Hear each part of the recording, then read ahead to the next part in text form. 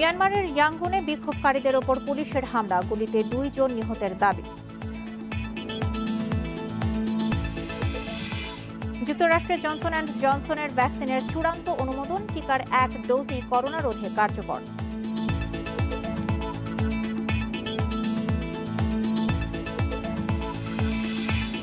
বিশ্ব করোনায় আরও 8,000 মানুষের মৃত্যু, জার্মানিতে 65 বছরের বেশি বয়স্কদের অক্সফোর্ডের টিকা দেওয়ার আহ্বান।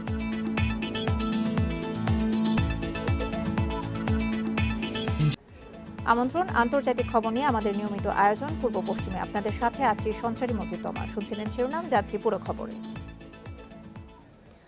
টানা দ্বিতীয় দিনের মতো বিক্ষোভকারীদের ওপর হামলা চালিয়েছে মিয়ানমারের পুলিশ। গুলিতে 2 জন নিহত হয়েছে বলে জানিয়েছে আল জাজিরা সহ বিভিন্ন সংবাদ মাধ্যম।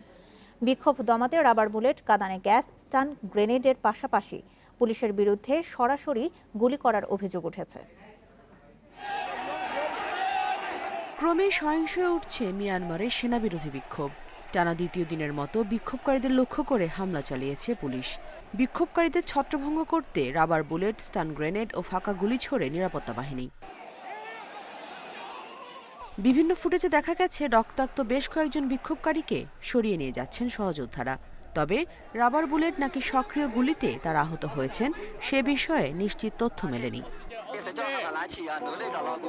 পুলিশকে বাধা দিতে বিভিন্ন সড়কে ব্যারিকেড দেয় বিক্ষোভকারীরা, তবে তা ভেঙে দেয় নিরাপত্তা বাহিনী।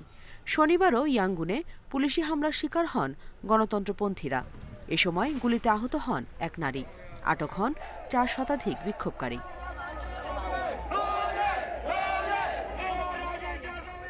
এর আগে সেনা অভ্যুত্থান বিরোধী বক্তব্য দেয়ায় জাতিসংঘে মিয়ানমারের রাষ্ট্রদূত কিয়াও মতুনকে বরখাস্ত করে দেশটির জান্তা সরকার। সেনা অভ্যুত্থানের বিরুদ্ধে কঠোর পদক্ষেপ নিতে শুক্রবার জাতিসংঘের হস্তক্ষেপ চান মিয়ানমারের রাষ্ট্রদূত। বক্তব্য শেষে বিক্ষোভকারীদের সমর্থনে 3 আঙ্গুলে সেলুট দেন কিয়াও মতুন। 1 ফেব্রুয়ারি সূচি সহ শীর্ষ নেতাদের আটক করে মিয়ানমারে 1 বছরের জরুরি অবস্থা জারি করে সেনাবাহিনী। এরপর থেকেই সেনা অভ্যুত্থানের বিরুদ্ধে রাজপথে অবস্থান নিয়েছে গণতন্ত্রপন্থীরা। সূচি সহ শীর্ষ নেতাদের মুক্তির দাবি তাদের। Nusrat Serin, independent news. যুক্তরাষ্ট্রে জরুরি প্রয়োগের জন্য চূড়ান্ত অনুমোদন পেল জনসন অ্যান্ড জনসনের তৈরি করোনা ভ্যাকসিন। শুক্রবার উপদেষ্টা কমিটির সুপারিশের পর চূড়ান্ত অনুমোদন দিয়েছে মার্কিন খাদ্য ও ওষুধ প্রশাসন। অন্যান্য টিকার 2 ডোজ লাগলেও জনসনের টিকার মাত্র 1 ডোজই করোনা প্রতিরোধে কার্যকর বলে প্রমাণিত হয়েছে। জনসন অ্যান্ড জনসনের টিকার 1টি ডোজই করোনা মোকাবেলায় কার্যকর। ক্লিনিক্যাল ট্রায়ালে এই বিষয়ে নিশ্চিত হওয়ার পরই এই টিকা ব্যবহারের চূড়ান্ত অনুমোদন দিল যুক্তরাষ্ট্র। বিশেষজ্ঞরা বলছেন, জনসনের টিকা তৈরির ক্ষেত্রে ভাইরাসের বাইরে যে স্পাইক প্রোটিন রয়েছে তার জেনেটিক কোড ব্যবহার করা হয়েছে। এর কোনো প্রতিলিপি তৈরি হয় না বলে এটি ভাইরাস ছড়াতে বাধা দেয়। এই ভ্যাকসিন দেহের মধ্যে অ্যান্টিবডি তৈরি করে। টিকা নেওয়ার পর কেউ করোনা আক্রান্ত হলে এটি তার অ্যান্টিবডি তৈরির মাধ্যমে ভাইরাসের সঙ্গে লড়াই করে। ফাইজার ও মডার্নার ভ্যাকসিনের তুলনায় জনসনের টিকা সাশ্রয়ী এবং এর সংরক্ষণ প্রক্রিয়াও সহজ। ভ্যাকসিনের 3য় দফা ট্রায়ালে অংশ নেয়া প্রায় 40,000 স্বেচ্ছাসেবকের বেশিরভাগের মধ্যেই 67% কার্যকর হয়েছে জনসনের টিকা। জনসনের টিকার অনুমোদনকে মার্কিন নাগরিকদের জন্য সুসংবাদ হিসেবে উল্লেখ করে সবার প্রতি স্বাস্থ্যবিধি মেনে চলার আহ্বান জানান প্রেসিডেন্ট জো বাইডেন। এর ফলে যুক্তরাষ্ট্রে করোনা মোকাবিলা আরও সহজ হবে বলে মনে করছেন দেশটির শীর্ষ সংক্রামক রোগ বিশেষজ্ঞ অ্যান্থনি ফাউচি। যুক্তরাষ্ট্র ছাড়াও যুক্তরাজ্য, ইইউ ও কানাডা জনসনের ভ্যাকসিন কেনার উদ্যোগ নিয়েছে। এছাড়া কোভ্যাক্স ইনিশিয়েটিভের মাধ্যমে দরিদ্র দেশগুলোর জন্য অর্ডার করা হয়েছে 50 কোটি ডোজ। Nusrat Serin, independent news. বিশ্বে একদিনে আরও 8,000 মানুষের মৃত্যু হয়েছে, আক্রান্ত 3,87,000-এর বেশি। এ নিয়ে বিশ্বের মৃতের সংখ্যা ছাড়ালো 25,37,000, আর সংক্রমিত 11,43,00,000-এর বেশি। এদিকে জার্মানিতে 65 বছরের বেশি মানুষের দেহে অক্সফোর্ড অ্যাস্ট্রাজেনেকার ভ্যাকসিন প্রয়োগের অনুমতি দেওয়ার আহ্বান জানিয়েছেন দেশটির এক শীর্ষ ইমিউনোলজিস্ট। করোনা বিস্তারের 1 বছর পেরিয়ে গেলেও মিলছে না এই সংকট থেকে মুক্তি। শতাধিক দেশে নতুন ধরনের ভাইরাস শনাক্তে দেখা দিয়েছে নতুন ধাপের সংক্রমণের সংখ্যা। টানা 4 দিন পর যুক্তরাষ্ট্রে একদিনের মৃতের সংখ্যা 2000-এর কম। শনিবার প্রাণ গেছে 1500 জনের। নতুন করে আক্রান্ত 64,000-এর বেশি।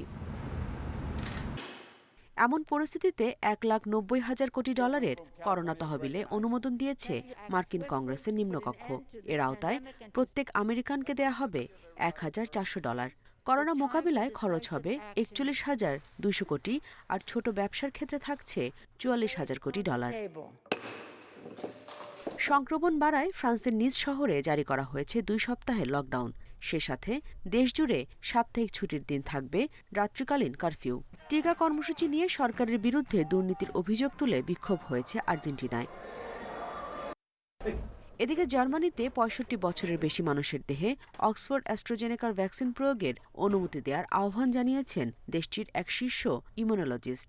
জানুয়ারিতে অক্সফোর্ডের টিকার অনুমোদন দেয় ইউরোপীয় ইউনিয়ন, কিন্তু স্বাস্থ্য ঝুঁকির কথা বিবেচনা করে 65 বছরের বেশি বয়স্কদের টিকা কর্মসূচির আওতায় আনতে আপত্তি জানিয়েছে জার্মানি সহ বেশ কয়েকটি দেশ। Nusrat Serin, independent news.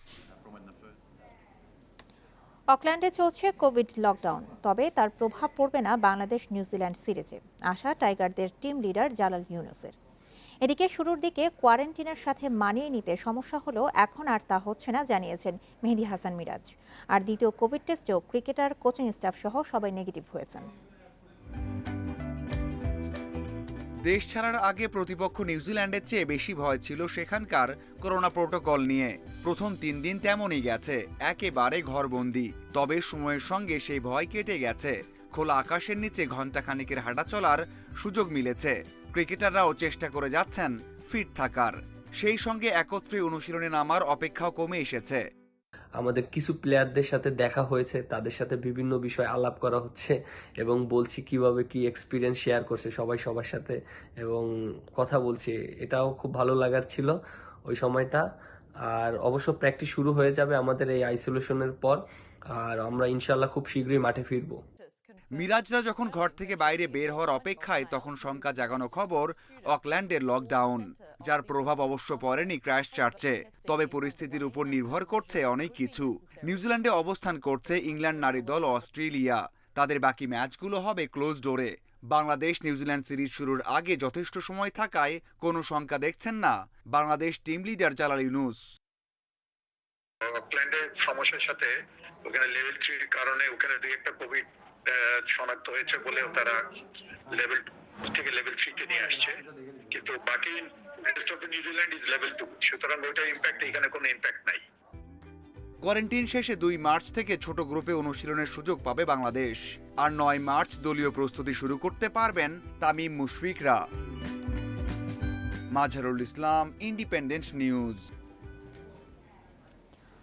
অর্থনৈতিক ক্ষেত্রে নারী ও পুরুষের সমান অংশগ্রহণে বিশ্বব্যাংকের সূচকে দক্ষিণ এশিয়ার অন্যান্য দেশের তুলনায় পিছিয়ে রয়েছে বাংলাদেশ। বিশ্বের 190টি দেশের মধ্যে বাংলাদেশের অবস্থান 173তম।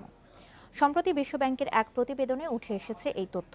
স্বাধীনতা, কর্মক্ষেত্রে সমতা, মজুরি, বিবাহ, পিতৃত্ব মাতৃত্ব, উদ্যোগ, সম্পদ ও পেনশন, এই 8টি সূচক নিয়ে প্রতিবেদনটি তৈরি করা হয়, যেখানে গড়ে 100 নম্বরের মধ্যে বাংলাদেশ পেয়েছে 49.4। পুরুষের তুলনায় নারীরা গড়ে অর্ধেকেরও কম সুবিধা পাচ্ছেন। প্রতিবেদন অনুযায়ী মজুরি, কর্মকালীন মাতৃত্ব সুবিধা এবং পেনশনের সবচেয়ে পিছিয়ে দেশের নারীরা। কর্মকালীন মাতৃত্ব সুবিধার ক্ষেত্রে 100তে বাংলাদেশের পয়েন্ট মাত্র 20, মজুরি ও পেনশনের ক্ষেত্রে পয়েন্ট 25 করে। সূচকে দক্ষিণ এশিয়ায় 100 নম্বরের মধ্যে 80.6 পেয়ে এগিয়ে আছে নেপাল এবং 38.1 পেয়ে বাংলাদেশের পরে এবং সবশেষ অবস্থানে আছে আফগানিস্তান। বিশ্বব্যাপী করোনার প্রভাবে নারী পুরুষের ব্যবধান আরও বেড়ে যাওয়ার আশঙ্কা বিশ্বব্যাংকের।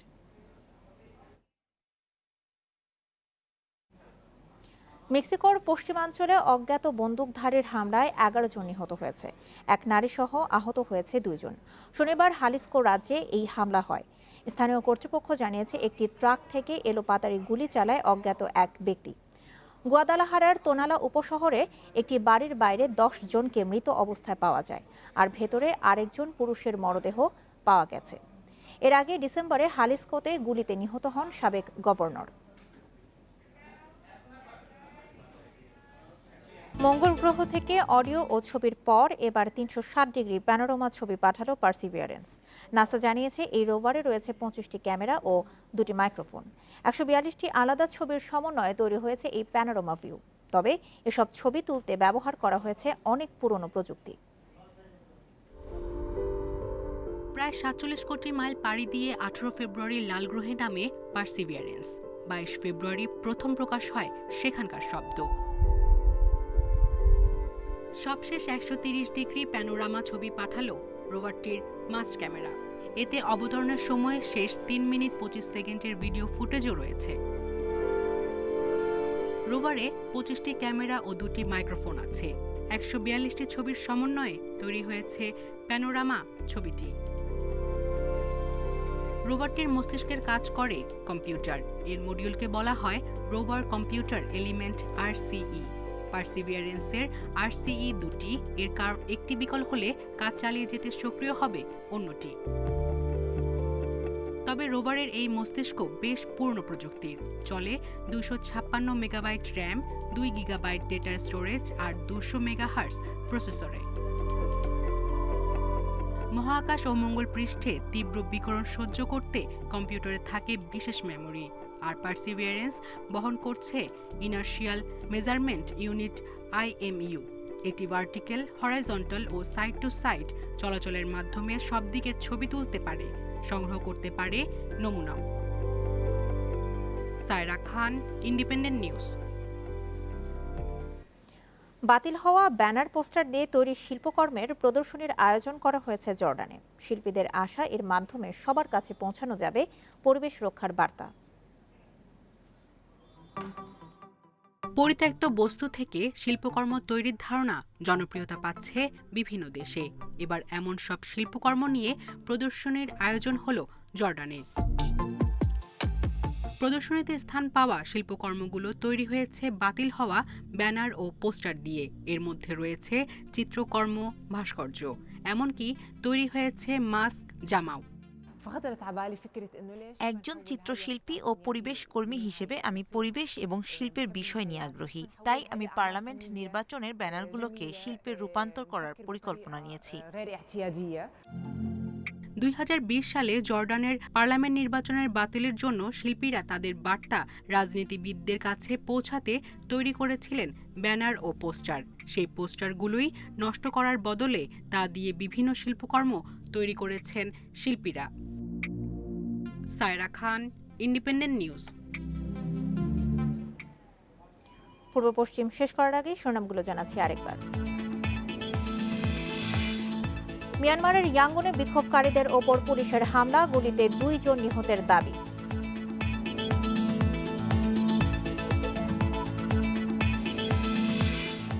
যুক্তরাষ্ট্রে জনসন অ্যান্ড জনসনের ভ্যাকসিনের চূড়ান্ত অনুমোদন, টিকার 1 ডোজই করোনা রোধে কার্যকর।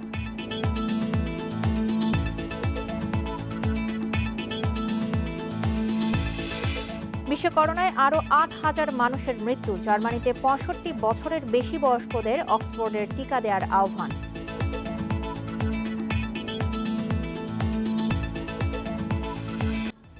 এছাড়া আজকের পূর্ব পশ্চিমে ইন্ডিপেন্ডেন্ট টেলিভিশনের সব খবর আরও বিস্তারিত জানতে চোখ রাখুন ফেসবুক, ইউটিউব এবং টুইটারে। ধন্যবাদ এতক্ষণ সাথে থাকার জন্য।